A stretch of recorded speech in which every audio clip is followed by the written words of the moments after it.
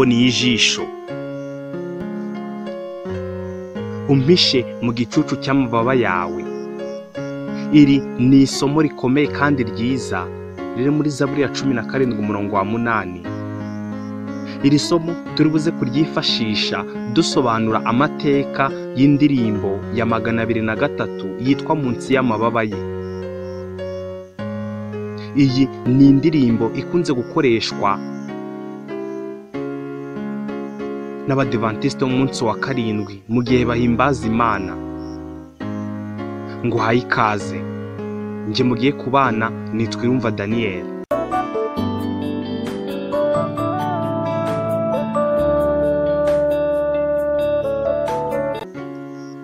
Iyi ndirimbo nyituye abantu bose barwaye indwara, za ndwara zidakira, twavugamo nk'umutima n'ibindi bintu byinshi cyane. Ese wowe wakora iki igihe umuntu wacurangaga piano acitse intoki cyangwa se bibaye mu buryo butunguranye ukabona zanze gukora? Ibi nibyo byabaye kuri Annie Johnson Flint. Naho se wakora iki igihe umupasiteri cyangwa umubwiriza arwaye indwara imubuza kuvuga? Tekereza noneho abizera ndetse nawe wasengeraga abandi bishyize hamwe ngo basenge Imana imukize. Kwishyira hamwe ngo nukugira ngo Imana ikize uwo mupasiteri bityo akomeze umurimo w'Imana. Ariko ukabona muri icyo gihe musenga Imana isa nkaho iryumyeho, yanze kugira icyo ikora, ahubwo agakomeza kuremba cyane. Ubwo se iki nicyo gisubizo cy'Imana? Kuki se uyu yasengeraga abandi bagakira nyamara we akaba atisengeye? Ariko usengeye umuntu urwaye ngo akire, aho gukira ahubwo bikamuviramo ubumuga, iki gihe Imana yaba yagusubije? Uru ruhurirane rw'ibibazo bigoye gusubiza nibyo tuza gusuzumira ku buzima bwaranze William Olcott Cushing, umuhimbyi w'indirimbo ya 203 Munsi y'amababa ye, mu gitabo cy'indirimbo zo guhimbaza Imana cy'Ikinyarwanda gikoreshwa n'itorero ry'Abadiventiste umunsi wa karindwi mu Rwanda. William Olcott Cushing uyu yaje kuvuka tariki 31 z'ukwa 12 1823 mu gace kitwa Hingham. Ku babyeyi b'Abakristo bari batsimbaraye ku kwemera ko Imana itari ubutatu, ahubwo ko Yesu atari Imana. Igihe William Olcott Cushing yari ageze mu kigero cy'ubugimbi,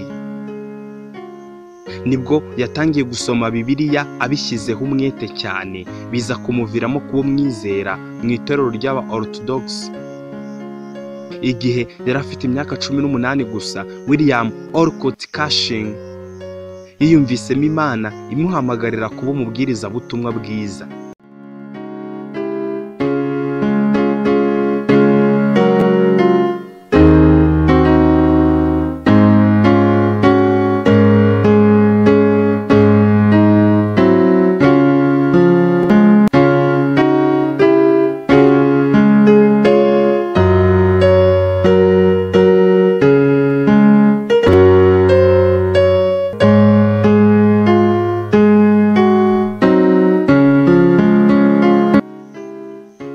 William Olcott Cushing yari umuntu ukomera ku mahame ya Gikristo.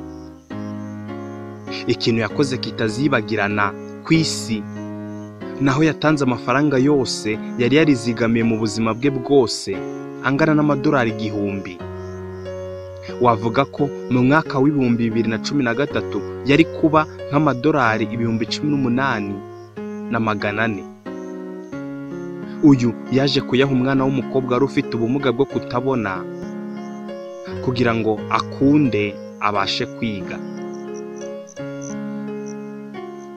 William Olcott Cushing yatangiye kuba umubwiriza ukomeye urwanya inyigisho y'ubutatu bwera kimwe n'ababyeyi be. Yaje kwerezwa ubugabura mu gace ka Searsburg New York mu burengerazuba bwa Trumansburg. Muri aka gace kandi niho yaje guhurira n'umwari witwa Lena Proper, baje gushyingiranwa mu mwaka w'1854. Muri uyu mwaka niho William Orcutt Cushing yanditse indirimbo ye ya mbere yitwa When He Comes. Iyi ni indirimbo ya karindwi mu gitabo gikoreshwa n'itorero ry'Abadiventiste b'umunsi wa karindwi yitwa Ubwo Yesu Azagaruka. Iyi ndirimbo ishingiye mu gitabo cy'umuhanuzi witwa Malaki, igice cya 3 umurongo wa 17. Uyu William Orcutt Cushing yakomeje kujya abwiriza mu duce twinshi i New York kugeza mu mwaka w'1870 ubwo umugore we Leah yapfaga. Uburwayi bw'umugore we bwatumye uyu William Orcutt Cushing asubira i Searsburg. Nta gihe kinini gishize ari mu myaka nka 50, William Orcutt Cushing yaje kurwara umugagaro cyangwa se paralize ku buryo atashoboraga kuririmba habe no kubwiriza. Ibi byamutesheje umuhamagaro we wo kubwiriza yari amazemo imyaka 27 yose. Birumvikana ko William Orcutt Cushing yasenze cyane ngo Imana imukize, ariko Imana ntiyamukijije, ahubwo yarimo imutegurira undi murimo nawe wagombaga kuzafasha abandi kurutaho. Imana yaguye inganzo ye yo kwandika indirimbo cyangwa se kuzihimba ku buryo yanditse indirimbo 300 harimo nka The Name of Jesus, indi yitwa Home at Last, indi yitwa Follow On, zakunzwe cyane. Tariki ya 19 z'ukwa 10 1902, icyo gihe yari afite imyaka 79, William Orcutt Cushing yapfiriye mu gace ka Lisbon Center New York, maze ashyingurwa mu irimbi rya Jones bugufi bwa Searsburg.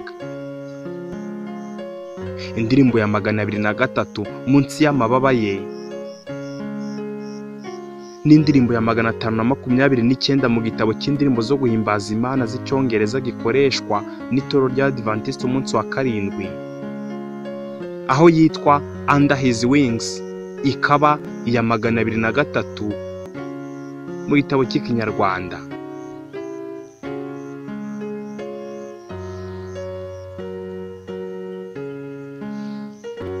Indirimbo ya 203 Munsi y'amababa ye, iyi kandi ni indirimbo ya 529 mu gitabo cy'indirimbo zo guhimbaza Imana cy'icyongereza gikoreshwa n'itorero ry'Abadiventiste umunsi wa karindwi, aho iyi ndirimbo yitwa Under His Wings ikaba ari ya 203 mu gitabo cy'Ikinyarwanda.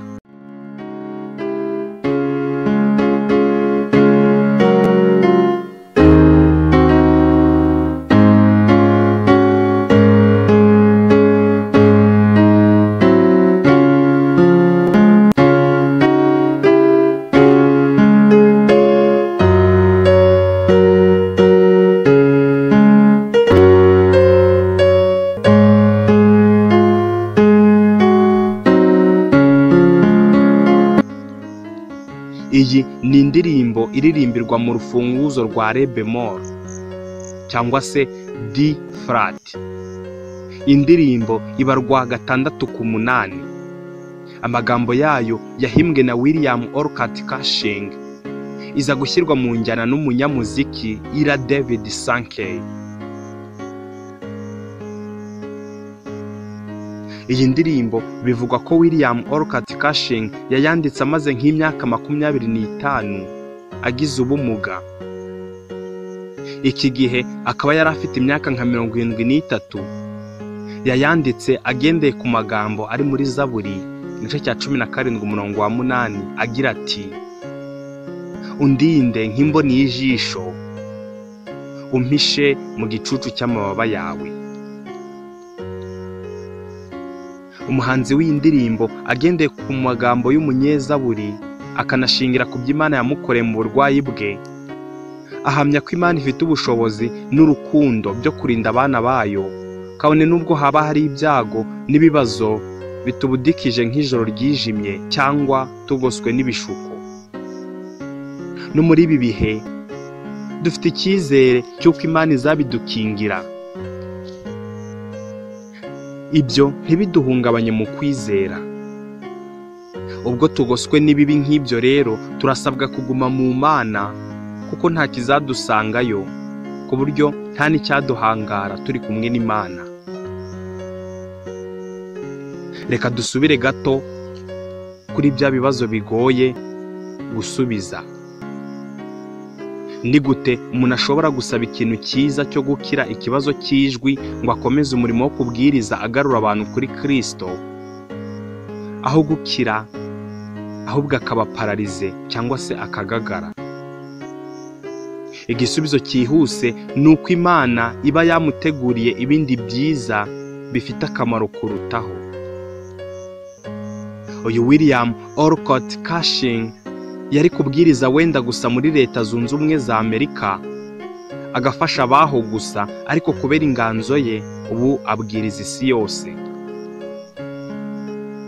Burya koko ku bakunda Imana byose bifataniriza hamwe kubazanira ibyiza.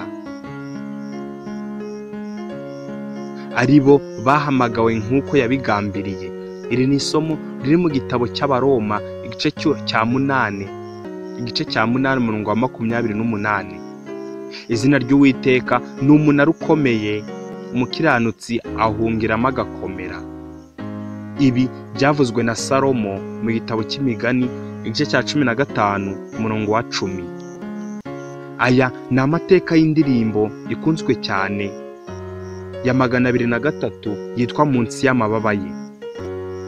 Ushaka andi mateka menshi y'indirimbo zo guhimbaza Imana, nagusaba gukora subscribe, ibyiza bikazajya bikwizanira buri uko tuyishyizeho, nukanda ku nzogera izajye kwizanira kandi byihuse.